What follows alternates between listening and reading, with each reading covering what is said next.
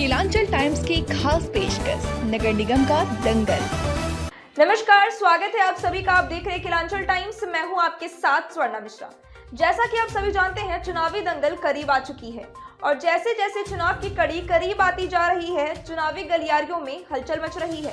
इसी बीच हमारे संवाददाता ओमकार झा पहुंचे नगर पंचायत नरपतगंज, जहां उनकी खास बातचीत हुई है उप मुख्य पार्षद पद के प्रत्याशी खुशबू प्रिया से, जिनका क्रमांक संख्या है 4 और चुनाव चिन्ह है चश्मा छाप। आइए जानते हैं कैसी चल रही है खुशबू प्रिया की चुनाव की तैयारी, ओमकार झा की इस खास रिपोर्ट में।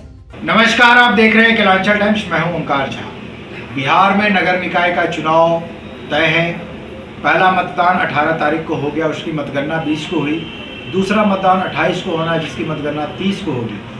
अभी हमारी पूरी टीम कैमरामैन प्रियांशु झा के साथ अररिया जिला के नरपतगंज में है। नरपतगंज अभी नगर पंचायत बना है और यहाँ पे मेरी मुलाकात वाइस चेयरमैन के भावी प्रत्याशी खुशबू प्रिया और उनके प्रतिनिधि परवीन भारती जी से हुई। इनसे ही जानते हैं कि परवीन भारती जी की धर्मपत्नी खुशबू प्रिया चुनावी मैदान में क्यों आई हैं, क्या काम करना चाहती हैं, क्या उद्देश्य लेके आई हैं, महिलाओं को कहाँ तक आगे बढ़ाना चाहती हैं। क्या नाम है आपका?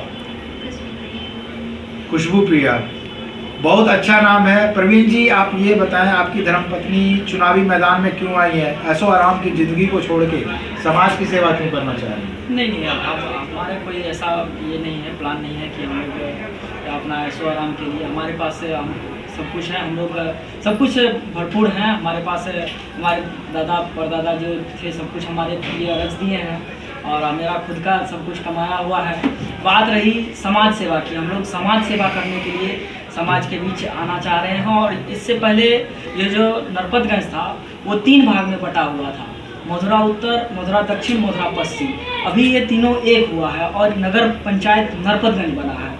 तो अभी हमारे पास जो भी देखिए आप, सारी की सारी समस्याएं ही समस्याएं हैं, हर जगह समस्या है। क्योंकि नगर पंचायत बनने से पहले पंचायत था और पंचायत के जितने भी प्रतिनिधि थे सब लूट खरोच कर अपना तना बदोश की ज़िंदगी की तरह सब कुछ बर्बाद करके अपना सिर्फ भरण पोषण करने में लगे और सब कुछ वैसा का वैसा रह गया।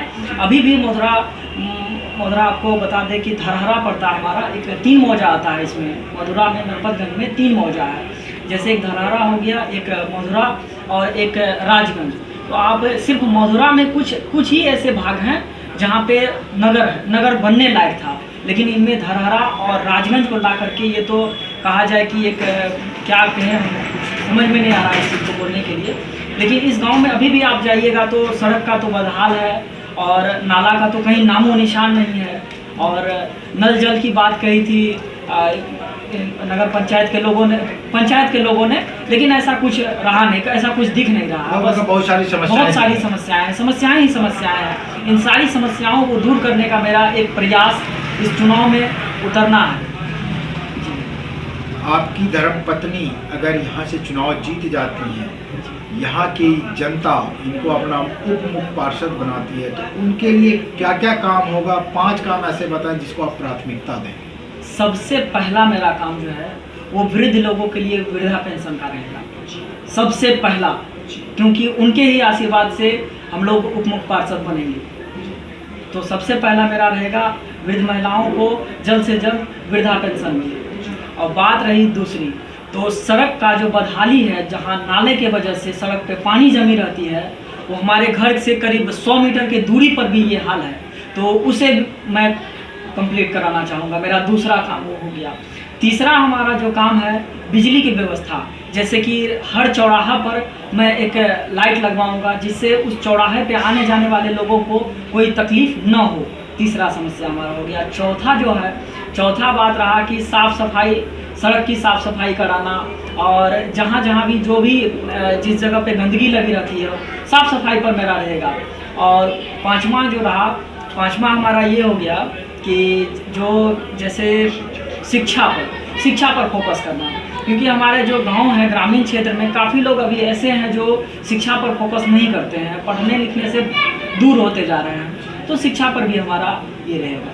महिलाओं को कैसे आगे बढ़ाइएगा, अपने पैरों पे कैसे खड़े? महिलाओं को सबसे पहले तो हम अपनी धर्मपत्नी को अभी आगे बढ़ा रहे हैं और इनसे ही शुरुआत होगी कि जिस तरह से आज मैंने अपनी पत्नी को एक ऐसा पड़ाव पर लाया कि वो आप सबों की सेवा कर रही हैं, तो उस तरह से उनसे प्रेरित होकर के आप लोग भी आगे आइए और आगे बढ़िए।